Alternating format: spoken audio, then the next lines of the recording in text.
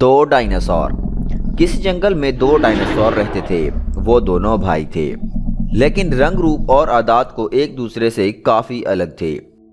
बड़े भाई का नाम टोटू था और दूसरे का नाम कलेरा था।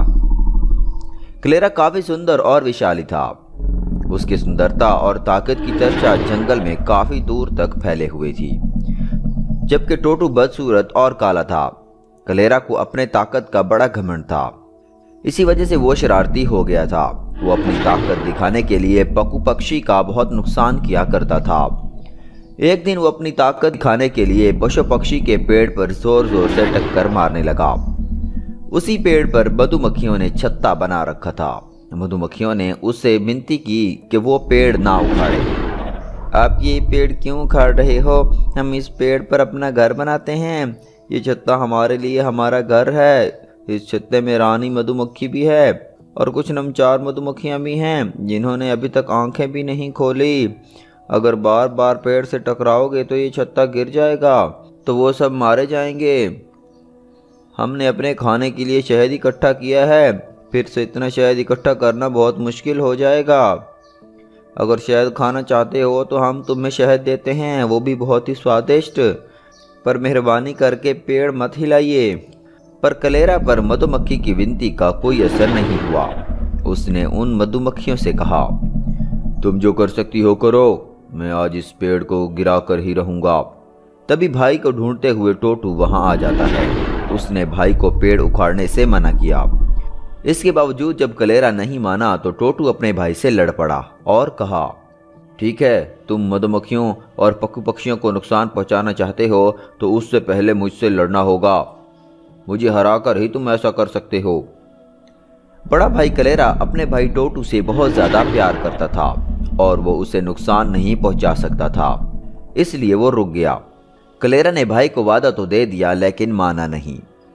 अब वो भाई से छुपकर पशु पक्षी को नुकसान पहुंचाने लगा। अगले दिन जिस पेड़ पर कबूतर कबूतरी ने घोंसला बना रखा था उसे टक्कर मारने लगा। टक्कर से उनके घोंसले उजड़ गए। जंगल के तमाम पशु पक्षियों ने कलेरा को शरारत ना करने की समझ दी, पर वो नहीं माना। इसी तरह सभी जानवरों के दिन डर डर कर गुजरने लगे। एक दिन तो उसने हद ही कर दी। उसने देखा कि चूहा अपनी बिल से बाहर भोजन की तलाश में है, तो वो उसके घर को तोड़ने लगा। तभी टोटू वहां से निकला। भाई को ऐसा करते देखकर उसे बहुत गुस्सा आया और वो बोला, लगता है भाई आप नहीं सुधरोगे। ठीक है, मैं ही घर छोड़कर चला जाता हूं। और वो गुस्से में वहां से पांव फटकता हुआ चला गया। पीछे से कलेरा उसे बहुत आवाज लगाता रहा, भाई टोटू मान जाओ, वापस आ जाओ, आइंदा से ऐसी हरकतें नहीं करूंगा, प्लीज भाई वापस आ जाओ। लेकिन टोटू ने पलट कर भी नहीं देखा। घंटे तो उसने टोटू के लौटने का इंतजार किया, लेकिन जब वो नहीं लौटा तो वो बदहवास सा सुबह से शाम तक पूरे जंगल में भाई को ढूंढता रहा, पर वो कहीं नहीं मिला। कर वो एक जगह पर बैठ गया और रोने लगा। कुछ देर बाद कलेरा ने देखा कि सामने से उसका भाई और हाथी कबूतर चूहा और मधुमक्खियों के साथ आ रहा है। वो खुशी से झूम उठा और अपने भाई को गले लगा लिया। तभी कलेरा बोलता है, भाई अब कहीं मत जाना, आज से जो तुम कहोगे मैं वही करूंगा। किसी पशु पक्षी को भी परेशान नहीं करूंगा। ये मेरा सच्चा और पक्का वादा है आपसे। फिर कलेरा ने पूछा, तुम कहाँ चले गए थे? फिर टोटू ने बताया, मैं दुखी होकर जंगल में इधर उधर मंडलाता रहा। जब भूख प्यास का एहसास हुआ तो घास खा लिया और नदी किनारे चला गया। वहीं शिकारियों ने मुझ पर जाल फेंक दिया। पास पेड़ पर बैठी मधुमक्खियां जिनका घर आप उजाड़ रहे थे, उन्होंने मुझे बचाया। उन्होंने सारी मक्खियों को इकट्ठा करके एक रास्ते में और कबूतर चूहों और हाथी को साथ ले आए। तभी मधुमक्खियों ने उन शिकारियों पर अपने साथ हमला कर दिया और वो अपनी जान बचाकर इधर उधर भागने लगे। तभी हाथी ने सूंड में पानी लाकर मुझे पिलाया और चूहे ने जाल काट दिया। तब तक शिकारी दोबारा वहां आए, हम वहां से भाग आए। देखा भैया, जिन्हें तुम परेशान करते थे आज उन्होंने ही मेरी जान बचाई है। कलेरा शर्मिंदा उनके सामने सर झुकाकर खड़ा था। उसने सबसे माफी मांगी और तय किया कि अब वो किसी को तंग नहीं करेगा।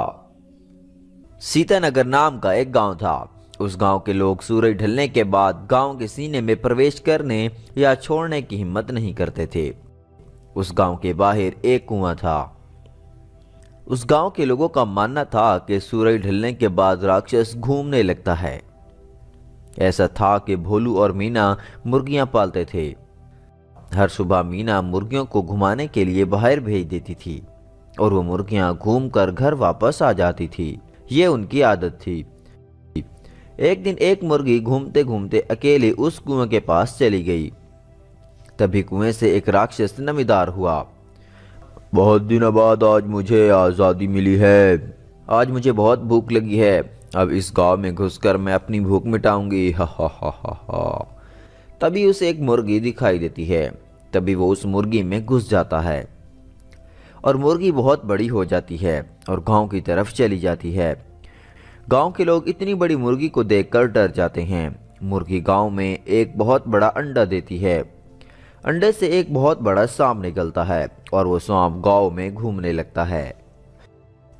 भूख भूख भूख, मुझे बहुत भूख लगी है, ये कहकर जोर जोर से आवाज़ें निकालने लगा। इतने में गांव का एक आदमी भागता हुआ सरपंच के पास गया और गांव में जो हुआ उसके बारे में सारी बात बता डाली। गांव के सारे लोग एक जगह इकट्ठे हुए और सांप से छुटकारे के उपाय के बारे में सोचने लगे।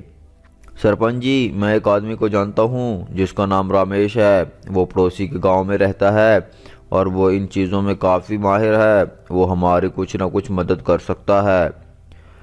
अच्छा, तो बेहतर किस बात की है, उसे जल्दी बुला कर लाओ। वो रमेश को बुला लाया। जब रात हुई तो रमेश उस सांप के पास आया। भूख भूख भूख, अब मैं तुम्हें खाकर अपनी भूख मिटाऊंगा।